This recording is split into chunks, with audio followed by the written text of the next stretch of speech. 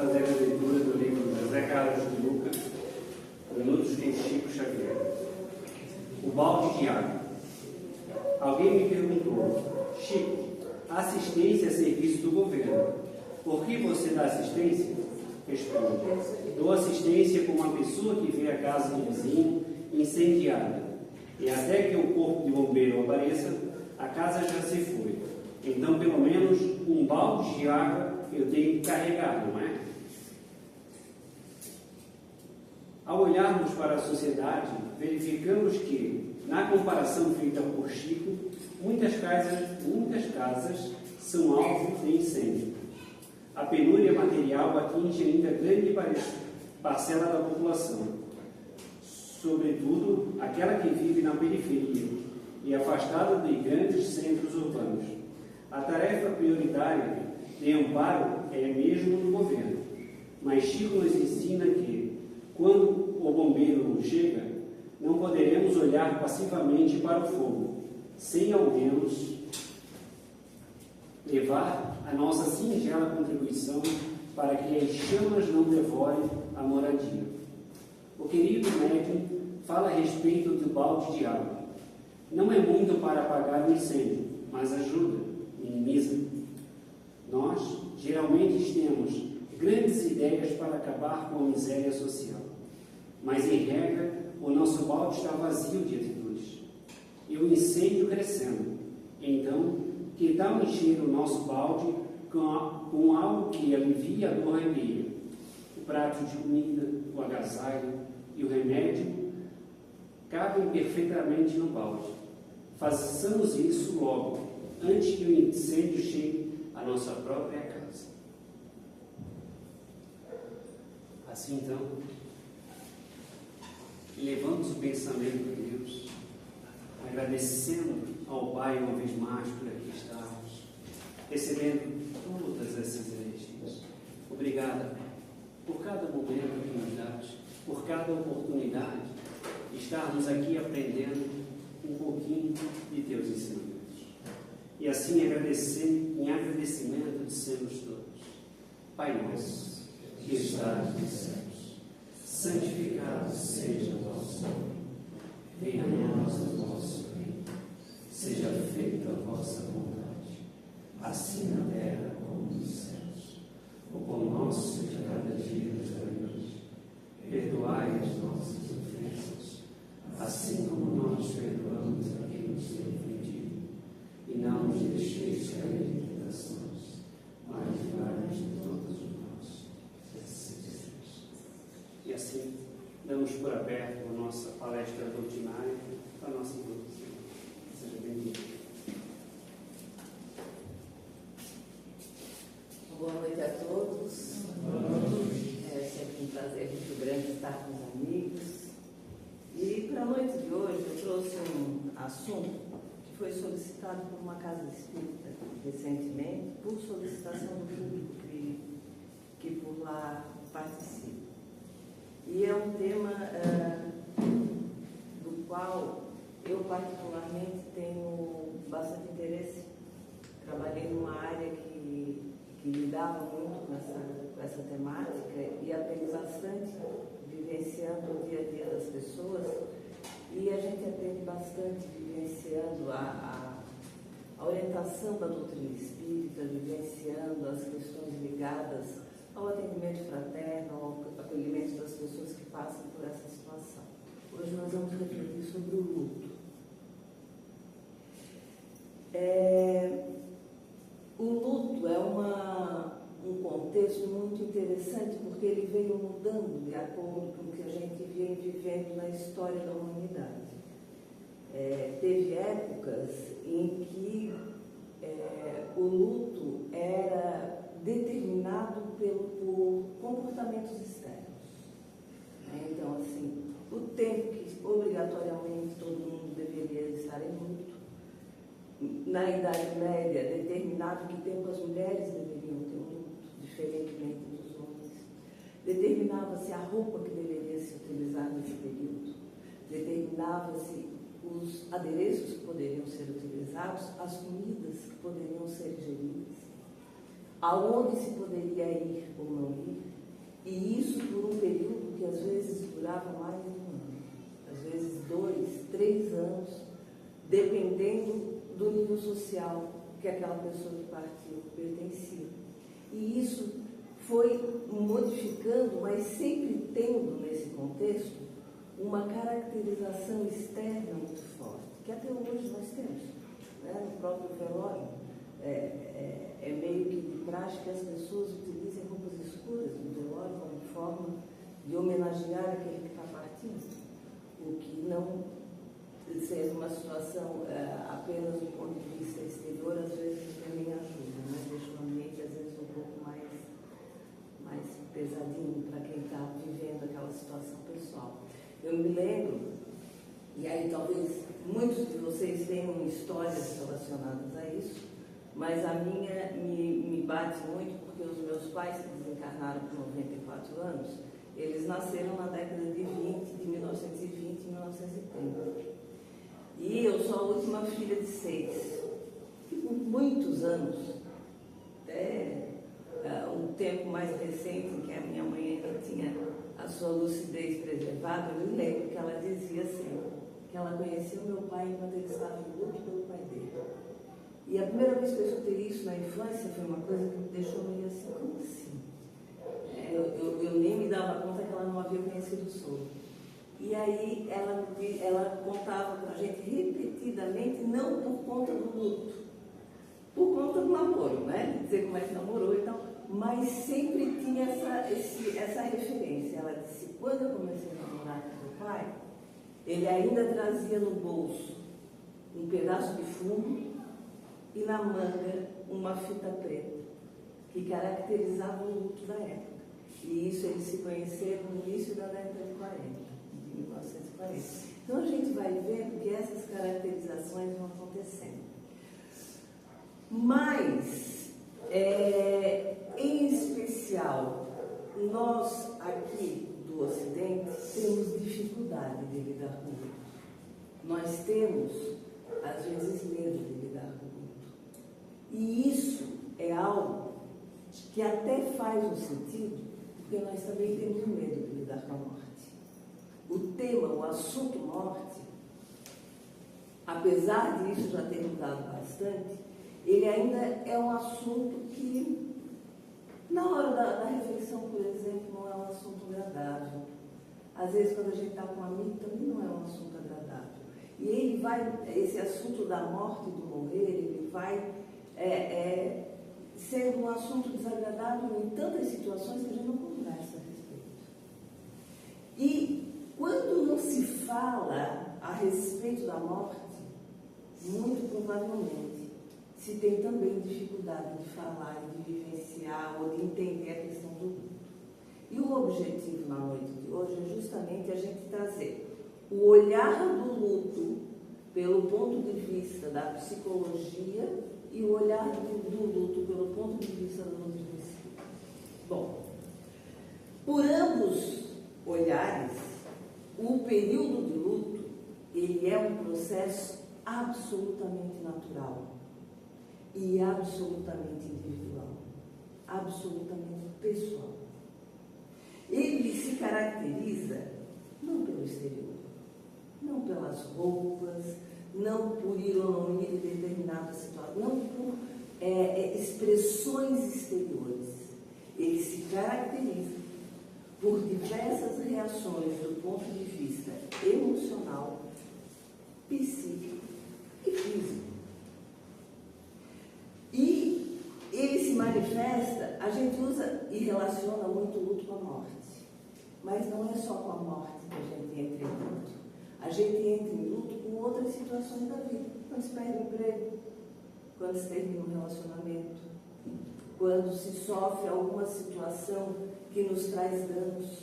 Nós temos um período de luto sempre que nós temos uma interrupção de uma situação que a gente vinha vivendo.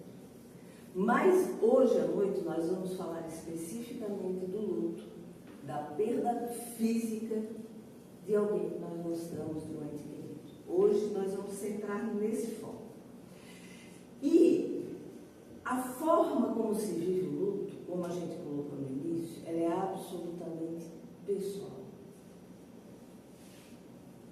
E ela pode mudar na mesma pessoa para diferentes perdas de física de diferentes pessoas que convivem conosco.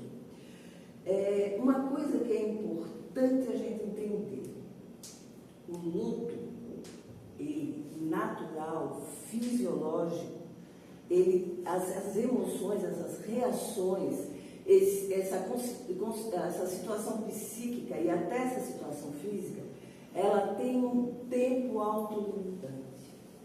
Considera-se um luto fisiológico, natural, normal, que faz parte das nossas experiências e vivências, quando essas reações a essa situação têm um tempo de duração em torno de 3 a 6 meses após a ocorrência dessa separação.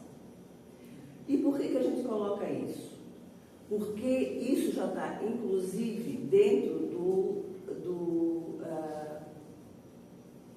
consenso médico e da psicologia, que o luto que ultrapassa 6 meses, normalmente ele está se encaminhando para um luto que a gente chama de patológico. É um luto em que a pessoa não está conseguindo sair do luto. E aí ela precisa normalmente de uma ajuda também profissional, mas não só profissional. Mas não só depois de 6 meses. A gente vai dar uma faladinha a respeito disso.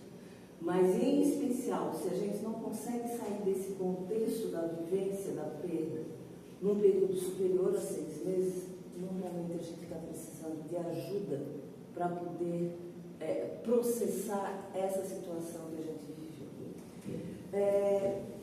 O luto, como se vê hoje, do ponto de vista psicológico, do ponto de vista comportamental, do ponto de vista médico, ele teve uma mudança bem significativa a partir de 1969, com uma médica psiquiátrica suíço-americana que desenvolveu uma atividade muito interessante. Essa médica, que se chama Elizabeth Kubler-Ross, ela vivenciou a Segunda Guerra Mundial quando estava na adolescência. E vivenciou de maneira muito ostensiva, próxima a ela, com contatos que vivenciaram, com pessoas conhecidas dela que foram encaminhadas para o campo de concentração, pessoas que desencarnaram nessa condição, famílias que ficaram com os traumas da Segunda Guerra. E aquela adolescente ficou muito impactada com que ela via a forma como a morte refletia nas pessoas naquele contexto da guerra. E aí ela fez uma promessa para ela mesma, que assim que ela conseguisse, ela iria fazer medicina e ela iria ajudar as pessoas que vivessem dentro desses contextos ligados à questão das emoções. Mas, a partir mesmo já na adolescência, a partir do pós-guerra, ela se comprometeu e cumpriu de auxiliar, de trabalhar na Polônia e na Rússia, ajudando nos primeiros socorros aos necessitados que haviam sobrevivido a essa questão das consequências da Segunda Guerra Mundial. Saindo dali, ela fez medicina. E, durante todo o seu processo, o tema morte e morrer sempre foi muito presente para ela. Ela se interessava muito na forma como as pessoas viviam e reagiam a essa temática. E fez psiquiatria depois que se formou em medicina. E em 1969 ela lançou seu primeiro livro falando dessa temática, que chama Sobre a Morte e o Morrer. E nesse livro ela colocou o resultado do período de análise que ela fez durante todo esse pós-guerra até aquele momento, sobre como era a reação das pessoas à morte de entes entes queridos ou de pessoas importantes para ela. E ela desenvolveu uma teoria que só faz se aprofundar, crescer e a gente estudar fortemente isso. A teoria dela é as 5 fases do luto. E nessas 5 fases do luto, ela colocou uma classificação onde a maioria das pessoas tem reações semelhantes de acordo com a etapa que elas estão vivendo. Então, ela nos coloca que as 5 fases pelas quais nós passamos, elas são, ao mesmo tempo que elas são sequenciais, nós podemos ir e voltar dessas fases durante esse período natural dos 3 aos 6 meses. São por ordem de início para o fim dessas fases. A primeira fase que normalmente a gente vive, quando recebe a notícia da morte do ente querido, é da negação. E da negação não é dizer não. Da negação é aquilo que não acredito. Como assim morreu? Mas estava aqui comigo, tomou café da manhã. Como assim? Que notícia é essa? Como assim? Me disseram que estava internado fazia um mês, que estava melhorando a residência. Como assim morreu? Estava viajando, sofreu um acidente e morreu. Como assim morreu? Estava com 100 anos, acamado, e faleceu hoje de manhã. Como assim morreu? Não é algo que a gente pense. Isso é emoção. Isso é reação psíquica. E a gente normalmente faz isso. Cada fase dessa, ela pode durar de minutos, horas, semanas, dias ou meses. E dependendo de como está o contexto, se ele entra no processo e precisa do auxílio, pode durar até mais de um ano. O que acontece nessa fase? Nessa fase, a gente pensa assim, bom, Silvana, quando tu perdeu algum parente, passou por essa fase? Eu passei por essa fase. Porque essa fase, ela é, de certa forma, uma proteção emocional que naturalmente nós reagimos assim. E essa fase, ela é, a gente chama de um mecanismo de defesa temporária. Enquanto eu nego, eu não vivencio. Mas ela é importante, porque ela é o primeiro passo que nós vivemos para assimilar aquilo que nós vamos enfrentar. A sequência, normalmente, dessa fase é a segunda fase, que é a fase de raiva.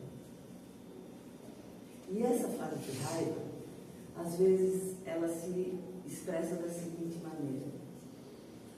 Gente, tem uma situação, tem um parente que às vezes está vivenciando uma doença já prolongada, ele desencarna porque não tinha condições de tratamento, seja o que for, e aí a gente reage, primeiro negando, depois com raiva, dizendo, a culpa é minha.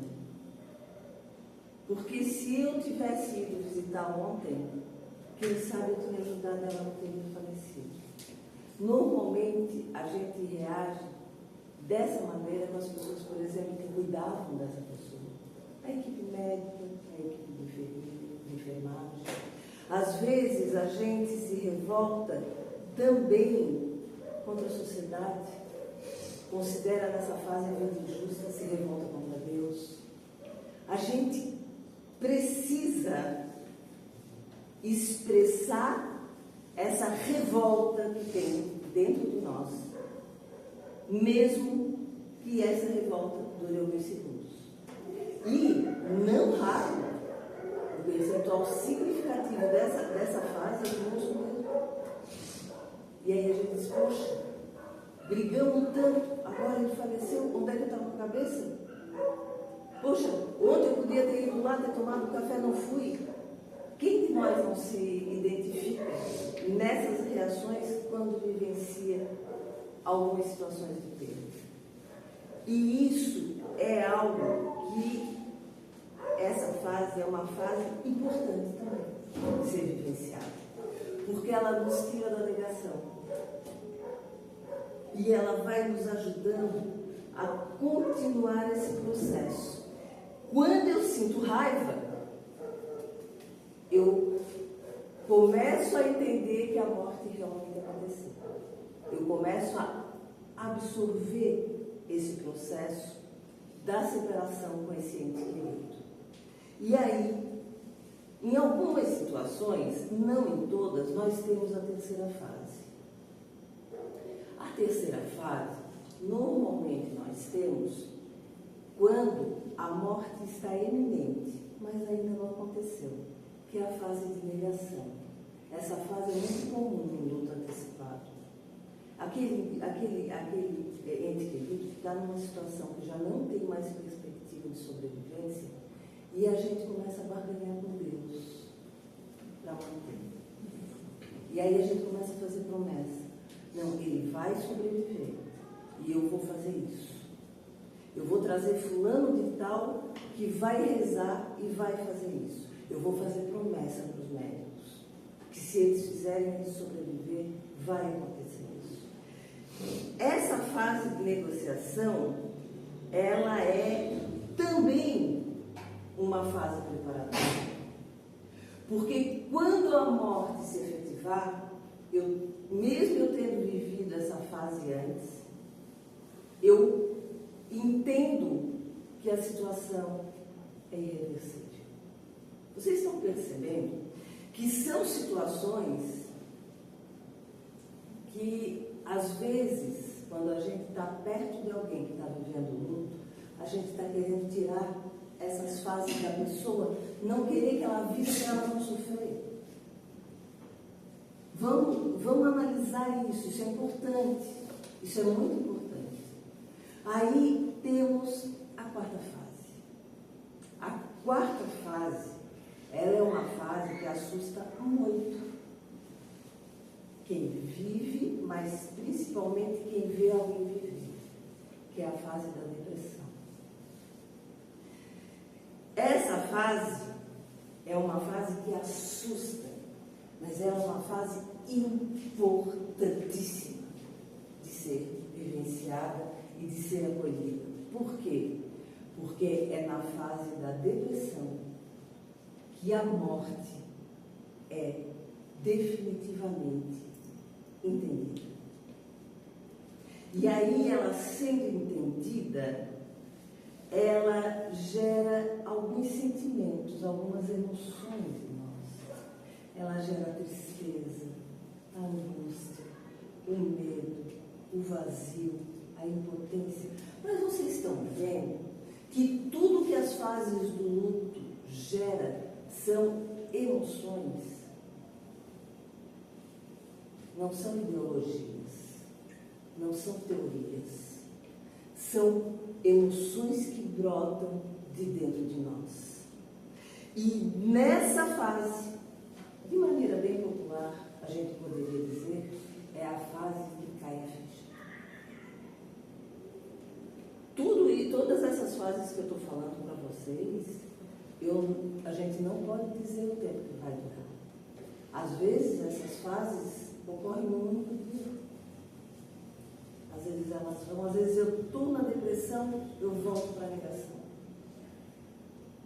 Às vezes eu estou na depressão, eu volto para a raiva. E tudo isso é fisiológico. Tudo isso é natural. E qual que é a sequência dessas fases? É chegar na fase definitiva, que é a fase de aceitação. A fase da aceitação do desencarne é a fase final do processo de luto. Nessa fase, a gente começa a conviver com a dor da perda. A gente começa a perceber no cotidiano das nossas vidas a ausência daquele que partiu. A gente começa a assimilar o que é que significa aquela partida na nossa vida. Mas também é nessa fase que nós passamos a ressignificar a nossa vida e voltar a viver. Retomar a nossa existência, remodelando essa existência para a ausência física daquele que partiu. Esse período que a gente estava colocando, que é o período natural, fisiológico, que leva aí de 3 a 6 meses, mesmo estando na fase da aceitação e a gente já ter entendido, absorvido, processado a questão do luto, o primeiro ano é o ano mais difícil. Eu sempre escutei isso. Aí eu ficava assim, poxa, mas por que o primeiro ano é tão mais difícil? E essa semana eu escutei uma palestra do Elahá que tratou disso de uma maneira muito interessante, porque é o primeiro ano que a gente vive as primeiras datas sem aquela pessoa. O primeiro aniversário, o primeiro Natal, o primeiro tudo. E, a partir desse processo, nós vamos fazendo essa retomada e vamos reencaminhando a nossa existência. Agora nós vamos tratar um pouquinho eu não vou tratar da questão do luto patológico, porque essa área é uma área especializada, é uma área que precisa de especialista para estar atendendo. Então, a orientação que se dá, além de tudo isso que nós vamos falar daqui para frente sobre a doutrina espírita, a orientação sempre que se dá, que quando esteja sendo difícil vivenciar a questão do luto, o apoio de um profissional especializado é importantíssimo. E a gente tem que cuidar principalmente quando o entorno dessa pessoa está percebendo que ela talvez possa estar gerando um risco para a própria vida, com as ideações suicidas. Então a gente tem que cuidar, sabe? A gente não tem que dizer, não, deixa, isso vai passar. Cuidado. Tem que cuidar, tem que acolher, tem que estar junto e, se precisar, tem que levar essa pessoa para esse acolhimento. O que a doutrina nos traz? E aí aqui eu vou trazer um alerta bem interessante, bem importante para as casas espíritas, mas também para nós, do ponto de vista pessoal. Penso que todos aqui, de uma certa forma, já se afastaram fisicamente de algum ente querido. Uma coisa que eu aprendi, muito mais com experiência pessoal até do que com a minha profissão, depois eu até utilizei mais na minha profissão, em 4 anos eu tive desencarne de 4 pessoas extremamente próximas de mim. 4 desencarnes diferentes. 4 desencarnes com pessoas em posições diferentes em relação a mim. E eu vivenciei 4 lutos diferentes. E hoje eu vejo que uma postura importantíssima de quem convive com alguém que está em luto é ter paciência com as suas fases do luto. Não querer ter pressa, não querer ter pânico, não querer que aquilo tudo acabe, não querer arrancar a pessoa a qualquer preço e em qualquer momento daquela situação. Porque se o luto é natural, a vivência do luto leva ao equilíbrio quando ele passa. Mas se nós cortamos, impedimos a pessoa da vivência do luto, ela fica com uma situação às vezes não resolvida. Uma outra coisa que é importante, principalmente nos dias que se seguem, nos meses mais próximos que se seguem, a gente tem que ter um cuidadinho para aprender a ter mais escutatório do que oratório.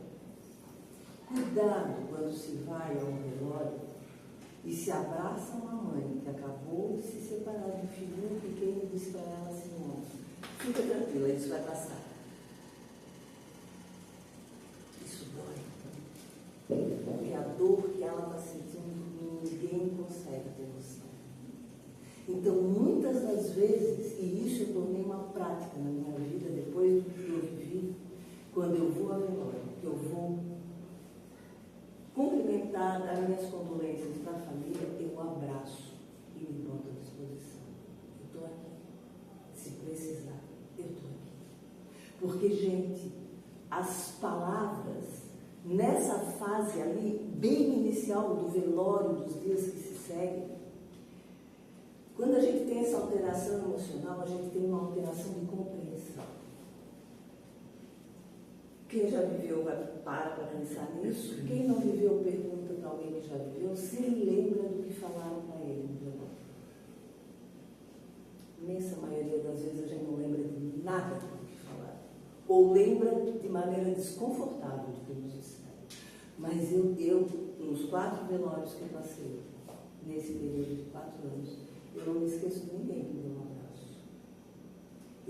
Eu sei todas as pessoas que trouxeram um cafezinho, que me trouxeram uma bolachinha, que na hora que foram embora disseram assim, ó, eu estou contigo, qualquer coisa me chama. Eu lembro das pessoas que me serviram a refeição naquele dia. Eu me lembro das pessoas que antes de dormir me mandaram uma mensagem assim, ó, estou contigo, tu não está sozinho. Então, nesse momento, a gente quer o quê? Ser acolhido. E sem julgamento. Um mês depois que desencarnou o ente querido, chega e diz, como é que é? Tu não vai sair dessa tristeza? Isso é violência. Não se faz. A gente nunca deve julgar o luto do outro. Porque a gente não sabe o que ele está sentindo. A gente não sabe o que significava aquele amor. Ou até aquela desavença familiar. A gente não sabe o processo que aquela pessoa está trabalhando dentro de si. Então, a gente não deve estabelecer tempo para ela como antigamente se estabelecia.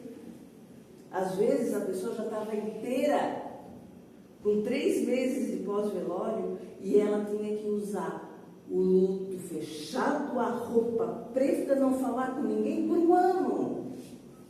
Quantos lutos tiveram dificuldade de ser resolvidos por as pessoas serem obrigadas a ficar no luto? Então, é pessoal, é individual. Uma outra situação que a gente deve ter muito cuidado é observar no atendimento fraterno. Essa pessoa veio à casa espírita, observa, estuda as 5 fases do luto. Porque, de acordo com a fase que ela estiver, vai adiantar-se falar ou vai ser necessário um abraço. Às vezes, um abraço,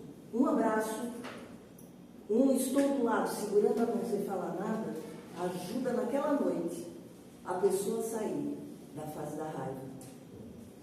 Ajuda a pessoa a sair da fase da admiração. Então, é importante conhecer isso. Outra coisa, o estímulo à oração, ao passe, ao evangelho no lar, porque isso conforta, isso auxilia, isso ajuda a reorganizar pensamentos e emoções. E vou falar para vocês, tá? Não foi 1 nem 2 vezes em que eu vivendo aquelas situações que eu não conseguia rezar. Não conseguia. Não saía um Pai Nosso. Não saía uma conversa com Deus. E em 2 vezes, quem me ajudou foi minha filha. Ela me perguntou, mãe, tu não estás conseguindo orar nesse minuto? Ela disse, então obrigada. Pode deixar que eu vou rezar contigo e por ti. E ela sentou do meu lado, segurou a minha mão, fez o Pai Nosso. Expressou todo o carinho que ela tinha para aquela pessoa pela qual eu e ela estávamos vivendo o luto de maneiras diferentes. A partir disso, eu consegui voltar a orar. Então, o estar junto, o acolher é fundamental. E assim que a pessoa tiver condições e que der espaço, começar a levar o conhecimento espírita, se ela ainda não tem.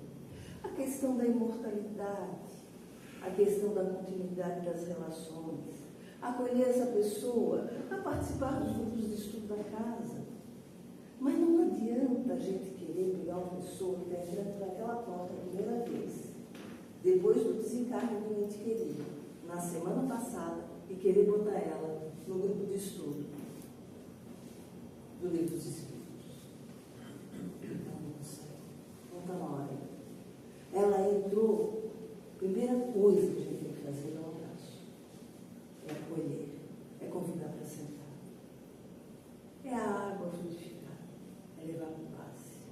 propor o atendimento fraterno. E no atendimento fraterno, se precisar, 1, 2, 3, boca fechada, acolhendo o choro. É isso que ela está precisando. E aí a gente vai um pouquinho adiante e lembra que é importante ir introduzindo essa informação para essa pessoa, que à medida que ela se permite ser cuidada, ela também auxilia aquele ente querido que partiu a se encontrar numa situação de maior acesso ao cuidado. Porque a relação emocional ainda está muito forte. Estamos muito ligados. E à medida que eu me cuido, à medida que eu aceito o cuidado, à medida que eu vou trabalhando dentro de mim, de maneira automática, eu estou ajudando quem partiu também. Estimular as boas lembranças. Gente, não tem coisa melhor do que a gente saber que alguém falou bem da gente, que alguém lembrou de um momento alegre com a gente. E isso aqui, nós que estamos encarnados, nos traz bem-estar. Imagina para quem partiu. É interessante cuidar com a questão da manutenção das caracterizações materiais que ficaram para trás. O quarto que não mexe, o guarda-roupa que não abre, as roupas que não são doadas. Trabalhar isso, mas com calma, com paciência, no tempo que aquele que ficou consegue ir aos poucos se desfazendo. Não é se desfazendo, é tornando útil as coisas que aquele que partiu deixou. Quando chega no ponto que a pessoa diz assim, eu agora vou doar tudo que ele deixou, esse luto está bem encaminhado, mas às vezes precisa de ajuda. Eu tenho uma história rapidinha que eu vou contar, mas que eu acho que é importante. Há muitos anos atrás, uma amiga, o filho de 8 anos desencarnou meses depois de um acidente grave. E essa mãe, e essa família, não a mãe especificamente, essa família, que era pai, a mãe e o irmão, não mexiam no quarto do menino durante 5 anos. Esse período aí depois, eu fui a trabalho na cidade que ela morava e fui para casa dela. E aí ela veio me mostrar, olha, Silvana, como está o quarto do fulano, não consigo mexer. A hora que eu vi, eu disse, nossa, tudo.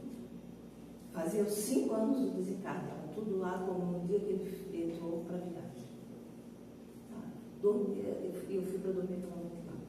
Aí estava lendo meu livro antes de deitar, daqui a pouco eu escutei assim, Silvana, numa voz masculina. Eu disse, ué, acho que o marido dela me chamando, né? Aí abri a porta, tudo escuro, abri a janela, tudo escuro. Aí eu me deitei, fiz a minha oração e conversei com os meninos. Eu disse, eu vi teu quarto. Eu vi teu quarto. Ficou por isso. Vim embora.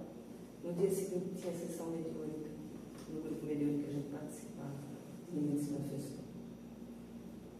Por quê? A mãe à noite e o pai me mostraram um projeto de reforma da casa que eles estavam fazendo. E ela disse, Silvana, nós já passamos por 3 arquitetos. E nenhum deles consegue manter o quarto dele. Não existe uma planta que a gente consiga fazer que mantenha o quarto dele, a gente não quer desfazer o quarto dele. Eu disse, poxa, mas será que não era interessante? Não, o quarto dele nem mexe. No dia seguinte, na comunicação dele na sessão mediúnica, ele disse, Silvana, ele se comunicou com Silvana, eu hoje sou um rapaz com a aparência de um rapaz de 15 anos. Eu tenho barba. Minha mãe gostaria muito de saber disso, porque ela achava bonito o homem com barba. E vou te dizer uma coisa, pode passar 50 arquitetos, o meu quarto não vai ficar. Aquele que foi o meu quarto não vai ficar como está, porque a minha mãe tem que sair desse luto. E isso não está me fazendo bem, mas eu quero continuar a minha trajetória. Acabou a comunicação. Uns 2 anos depois eu encontrei ela de novo. Eu disse, daí a reforma? Ela disse, não teve jeito, menina. Tivemos que tirar o quarto dele, emendar com outra coisa, e aí tive que dar tudo. Eu disse, como é que tu estás? Ela disse, sabe, tudo bem? Eu disse, olha, coisa boa. Então, são processos. E uma coisa que é importante também, cuidado para quem fica, na relação com quem vai, porque quem vai é quem? Quem é que desencarnou? Um ser humano. Que reage como todos nós. Ele provavelmente também vive os seus processos do outro lado. Então a gente tem que ter um cuidado muito grande com essa cultura do contato mediúnico daquele que desencarnou ontem. Daqui a 2 meses, eu quero receber uma carta dessa pessoa. Como é que está? Como é que não? Calma. Nós também temos que ter paciência com isso. E não se preocupe. Esse contato vai existir. Da forma mais simples, mais objetiva, assim que ele tiver condições. Aonde? Durante nosso sono físico, nos sonhos, em que nós nos desprendemos e eles estão lá, e nós vamos nos encontrar. No cotidiano da vida, através dos pensamentos, eles com o tempo, visitando as nossas casas, mas quando tiverem emoções, é calma daqui, é calma de lá. E as coisas, com o tempo, vão se encaminhar. Para finalizar, do livro A Reencarnação através dos Séculos, de Nair Lacerda, intitulado Partidas e Chegadas, relata os pensamentos finais de Victor Hugo, um grande escritor francês e que em determinado momento da vida conheceu a doutrina espírita e acabou acompanhando. E olha que texto maravilhoso, para a gente terminar com leveza. Quando observamos da praia o veleiro afastar-se da costa, navegando mar adentro, impelido pela brisa matinal, estamos diante de um espetáculo de beleza rara. O barco, impulsionado pela força dos ventos, vai ganhando o mar azul e nos parece cada vez menor. Quem observa o veleiro sumir na linha do horizonte, certamente exclamará: já se foi. Terá sumido? Evaporado? Não, certamente. Apenas o perdemos de vista. O barco continua do mesmo tamanho, com a mesma capacidade que tinha quando estava próximo a nós. Continua tão capaz quanto antes de levar ao porto de destino as cargas recebidas. O veleiro não evaporou, apenas não o podemos mais ver, mas ele continua o mesmo. E talvez no exato instante em que alguém diz já se foi, haverá outras vozes mais além a afirmar: lá vem o veleiro. Assim é a morte. Quando o veleiro parte, levando a preciosa carga de amor que nos foi caro, e vemos sumir na linha que separa o visível do invisível, dizemos: já se foi. Terá sumido? Terá evaporado? Certamente não. Apenas o perdemos de vista. O ser que amamos continua o mesmo. Sua capacidade mental não se perdeu. Suas conquistas seguem intactas, da mesma forma que quando estava ao nosso lado. Conserva o mesmo afeto que nutria por nós quando estava aqui. Nada se perde, a não ser o corpo físico de que não mais necessita do outro lado. E é assim que no mesmo instante em que dizemos já se foi, no mais além, alguém dirá feliz: olha quem está chegando. Chegou o destino levando consigo as aquisições feitas durante a viagem terrena. A vida jamais se interrompe, nem oferece mudanças espetaculares, pois a natureza não dá salto. Cada um leva a sua carga de afetos, de desafetos, a que se resolva e desfazer-se do que vai julgar necessário com o tempo. A vida é feita de partidas e chegadas, de idas e vindas. Assim, o que é para uns a partida, para outros é a chegada. Um dia partiremos do mundo espiritual na direção do corpo físico. No outro, partimos daqui para o espiritual, num constante ir e vir, como viajores da imortalidade que somos todos nós. E Victor Hugo, o poeta romancista francês que viveu no século XIX, falou da vida e da morte dizendo assim, para encerrar: a cada vez que morremos, ganhamos mais vida. As almas passam de uma esfera para outra sem perda de personalidade, tornando-se cada vez mais brilhante. Eu sou uma alma. Sei bem que vou entregar à sepultura aquilo que não sou. Quando eu descer à sepultura, poderei dizer como tantos: meu dia de trabalho acabou, mas não posso dizer que a minha vida acabou. Meu dia de trabalho se iniciará de novo na manhã seguinte. O túmulo não é um beco sem saída, é uma passagem. Fecha-se ao crepúsculo e a aurora vem abrir novamente. Que tenhamos, para os que partiram de perto de nós, todo carinho. Lembra com saudade, mas com saudade boa, com alegria. Hoje, recentemente, há cerca de 2 meses, minha mãe também desencarnou. E foi também diferente. E eu passei por uns tempos depois do desencarne dela com uma saudade enorme de todo mundo. Voltou tudo de novo a saudade. Uma saudade intensa. E aí eu disse: nossa, mas não posso ficar assim. Como é que eu vou fazer? E aí eu escutei de um amigo espiritual, numa noite antes de dormir, me disse assim: cria o hábito de dar bom dia e boa noite muito cedo. Eu disse: olha, interessante, isso me fez um bem. Todas as noites antes de eu deitar, eu faço a minha oração e digo: pai, mãe, minha irmã, meu sogro, meu cunhado, descansem. Vocês já trabalharam bastante durante o dia. Quando eu acordo, eu digo que todos nós, eu e vocês, tenhamos um excelente dia de aprendizado, de trabalho, de ajuda a quem nós pudermos ajudar. E que Deus esteja nos corações deles, no meu coração e de vocês. Muito obrigada.